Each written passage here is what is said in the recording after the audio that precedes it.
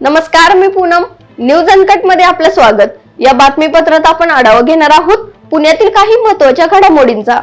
शांतता पुणेकर वाचत आहेत असा आगळा वेगळा उपक्रम आज 11 डिसेंबर रोजी पुण्यातील बहुतांश भागात राबवण्यात आला. वेळ आली आहे जगाला आपली साहित्य संपत्ती दाखवण्याची, पुणेकरांनी हातात पुस्तक घेण्याची. या उद्देशासह वाचन संस्कृती जोपासण्यासाठी 1 तास पुस्तकाचे वाचन हा उपक्रम पुणे पुस्तक महोत्सवाच्या वतीने आयोजित करण्यात आला. या उपक्रमाला शालेय विद्यार्थी तसेच नागरिकांनी मोठ्या प्रमाणात प्रतिसाद दिलाय.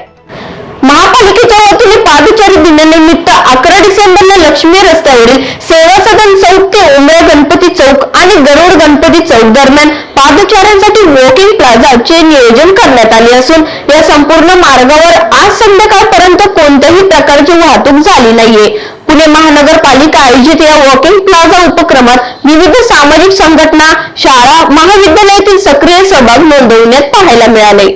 विधानसभा निवडणुकीत महाविकास आघाडी बंडखोरी करून पर्वती विधानसभा मतदारसंघातून अपक्ष निवडणूक लढवल्यामुळे काँग्रेसमधून निलंबित केलेले माजी उपमहापौर आबा बागुल यांनी त्यांचे निलंबन मागे घेण्यासाठी पक्षश्रेष्ठींकडे अर्ज करण्यास सुरुवात केली आहे. महाविकास आघाडीची जागा वाटप काँग्रेसच्या अस्तित्वास प्रश्न निर्माण झाल्याने निवडणूक लढवण्याचा निर्णय घेतलाय. त्यामुळे कार्यकर्त्यांना उभारी मिळाली तसेच काँग्रेस विचारधारणेची मतपेढीही राखता आली. त्यामुळे कोणतेही पत्र न देता आणि म्हणणे ऐकून न घेता पक्षातून निलंबन केले असल्याचे ते तातडीने मागे घ्यावे आणि काँग्रेस पक्षाचाच कार्यकर्ता असल्याचे पत्र द्यावे अशी मागणी बागुल यांनी पक्षश्रेष्ठींकडे केली आहे. पुणे जिल्ह्यातील 53 दरड प्रवण गावात विविध विकास कामे करण्यासाठीचा मार्ग मोकळा झालाय. भूस्खलन आणि दरडी कोसळण्याचा धोका असलेल्या या गावांमध्ये तातडीने उपाययोजना करण्यासाठी केंद्र आणि राज्य शासनाकडून एकूण 200 कोटीचा निधी मंजूर करण्यात आला असून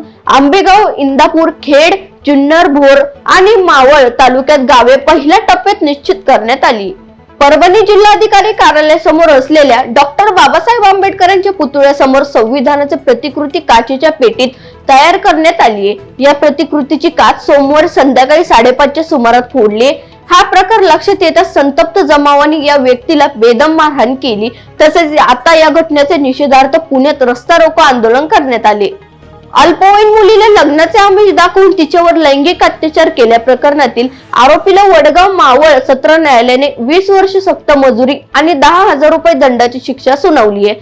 विशाल मधुकर लाखे अशी शिक्षा सुनावण्यात आलेल्या आरोपीचे नाव आहे. पोलिसांनी दिलेल्या माहितीनुसार विशाल आणि पीडितेची ओळख होती. ओळखीचा फायदा घेऊन त्याने तिच्याशी जवळीक साधली, तिला फूस लावून लग्नाचे आमिषही दाखवले आणि तिच्यावर अत्याचार केला. याबाबत गुन्हा दाखल झाल्यानंतर तळेगाव MIDC पोलिसांनी विशाल याला अटक केली. बीडच्या केस तालुक्यातील मस्साजोगचे माजी सरपंच संतोष पंडितराव देशमुख यांच्या हत्या प्रकरणात मोठी अपडेट समोर आली आहे. या प्रकरणातील आणखी एका आरोपीला स्थानिक गुन्हे शाखेच्या पथकाने पुण्यातून अटक केली आहे. प्रतीक भीमराव घुले असे अटक करण्यात आलेल्या आरोपीचे नाव आहे. तर जयराम माणिक चाटे आणि महेश कराम केदार हे आरोपी अगोदरच पोलिसांनी अटक केलेत. या प्रकरणात 3 आरोपींना अटक करण्यात पोलिसांना यश आलंय.